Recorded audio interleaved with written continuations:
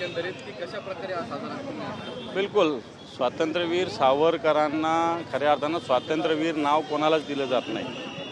बाकीचे नाव असतील कोणाला, परंतु स्वातंत्र्यवीर विनायक दामोदर सावरकर खऱ्या अर्थानं आपल्या या हिंदुस्थानामध्ये आपल्या स्वातंत्र्याचं जे युद्ध होतं त्याच्यामधला एक मानबिंदू ठरलेले आहेत.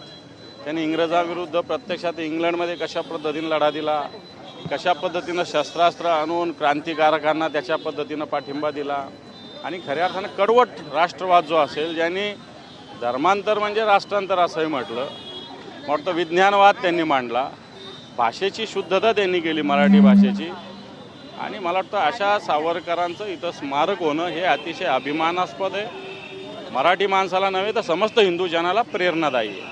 दानवे साहेब, आपण ज्या संभाजीनगरमधून येतात त्या संभाजीनगरमध्ये एक घटना घडली आहे निदा खान संदर्भात. तिकडे MIM चे नगरसेवक आहेत, त्यांना देखील सह आरोपी करण्यात आला आहे. काय सांगाल एकंदरीत तिकडचं काय राजकारण नेमकं चालू आहे? राजकारणाचा काही संबंध, जो कोणी आरोपी असेल त्याला अटक झाली पाहिजे, त्याच्यावर कारवाई झाली पाहिजे. तो कोणत्या का पक्षाचा असेल नाही. मला वाटतं त्याच्यात काय नवीन काय घडलं नाही, कारण की इम्तियाज जलील आरोप करतात एका बाजूने, संजय सिरसाट आरोप करतात. आज तर मला वाटतं ते राजकीय बोलतात. मला वाटतं राजकीय बोलण्यापेक्षा जर ती कोणती जिया खान आरोपी असेल तिच्यावर कारवाई झाली पाहिजे, तिला संरक्षण देणाऱ्यावरही कारवाई झाली पाहिजे. आरोपाची काय गरज आहे? काही वेळापूर्वी एक घटना घडली, जे विकास लवंडे आहेत त्यांच्यावरती शाही फेक ही करण्यात आली आहे. कुठेतरी ते वारकरी संप्रदायाविरोधात भूमिका घेत होती, तर त्यांना शाहीच्या बाटल्या वरती ते ओतण्यात आले आहेत. काय सांगाल? विकास लवंडे हे योग्य भूमिका मांडतायत, कारण आज वारकऱ्यांच्या नावाखाली भारतीय जनता पार्टीचं लांगुल चालन करणारे अनेक वारकरी घुसलेले आहेत. वारकरी धर्म काय सांगतो? राजकीय पक्षाचा प्रचार सांगतो?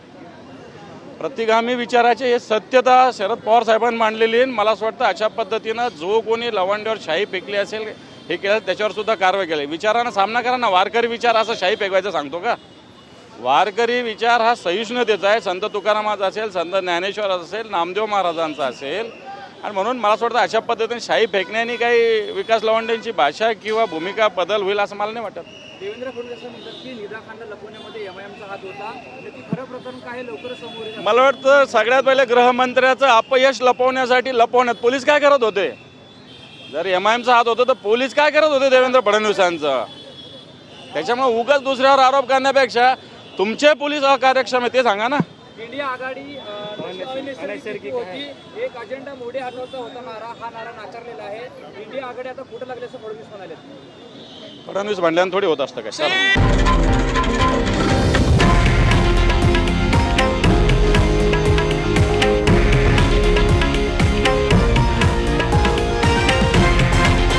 हे आहे देशातील नंबर 1 न्यूज नेटवर्क आणि आपण पाहत आहात TV9 मराठी, एकमेव.